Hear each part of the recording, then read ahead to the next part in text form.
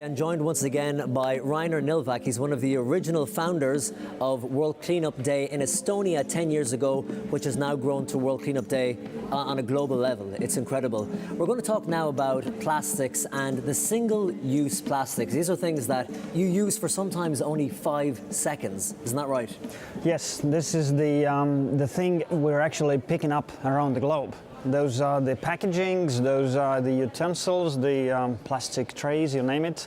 Everything what our world is wrapped in today.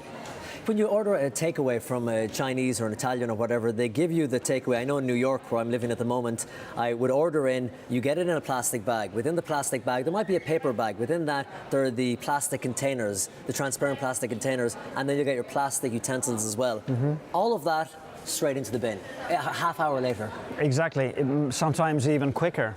Well, what happens is that you have to look a little bit back in the history that ideas like this we've had before. One of the good examples was asbestos. We thought that this is excellent material for roofs. It will last forever, it works brilliantly, it's not very expensive, and we found out later it's causing cancer. So we quickly, learned and we quit using it. Yeah. And I think single-use plastics as a massive packaging idea is dumb idea. We're realizing it right now. And why are we so slow to take up on this change? Because we were talking to people earlier who were telling us about the scientific research linking plastics to infertility among men. Like, that's a huge thing. He said it could be up to 50%, lower your chances of producing a child by 50%. Like asbestos, of course, we know now lead is dangerous. These things, mercury that we don't put in certain things. Why is it so slow, the take up on plastics? You wouldn't believe when the stone axe was invented. It took us 1 million years to put actually a piece of wood to it, so make it longer. Yeah. It was an invention which took 1 million years. But we've come on since then. Yes, and now we can make it in like 10 or 20 years. It's already pretty quick, but the global conscience is slow thing. And it takes time. I believe it might take another few years, but what I see now is like a dawn on the horizon. Everybody understands that this idea was not that good idea because all the sea life is poisoned by this, etc. And could it be that, Rainer, we've got to a point where we are so reliant now on plastics that we're almost at the point of no return? Like, if you look around this room now, from the laptop in front of me, my phone, my biro, stuff you're wearing, the television cameras that are filming us right now, all plastic. Exactly. If we were to decide tomorrow plastic is too dangerous, everything here would have to be replaced. And replaced with what? Plastic itself is not dangerous. I mean, there are safe plastics, there are dangerous plastics. If we keep to the safe ones, this is cool. Let me give you an example. You're wearing the stuff. You don't wear single-use clothes, right? Sometimes you wash them. Well, I do too. Yeah. But for some reason, we've accepted the notion that packaging needs to be thrown away. Okay, it might be a little less heavy to carry from the shop.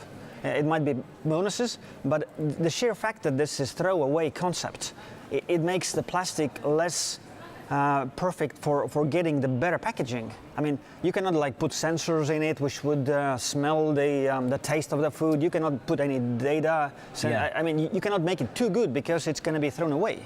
And Rainer, is another problem too, because it was interesting there, you mentioned that, okay, we don't want to condemn all plastics. Plastics are an invaluable part of our world, but you were saying we have to know the good plastics and the harmful plastics. But when we were talking to the expert about fertility, he was saying the data is solid. We know that plastic does affect fertility, but we don't know what type of plastic.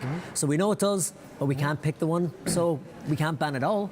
Exactly. The trouble is most of the plastic leaks out of the system, and if we could use the plastics in a way that we would keep reusing it.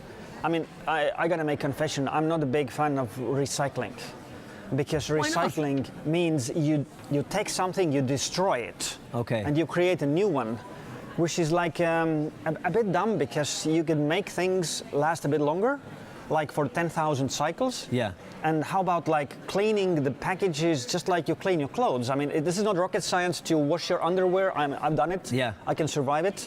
But for some reason, we've been lazy enough to create packagings which could be used in a similar way.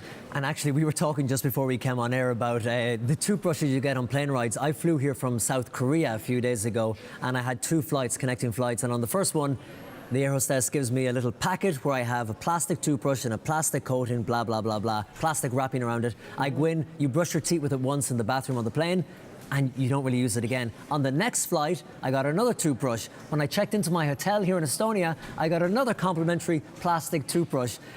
I've got like 5 toothbrushes. I'm selling them. If anyone wants to buy a toothbrush, I'm in the market of selling toothbrushes. But you told me you collect all these toothbrushes. Yes, I do have them at home. Actually, I'm using them all.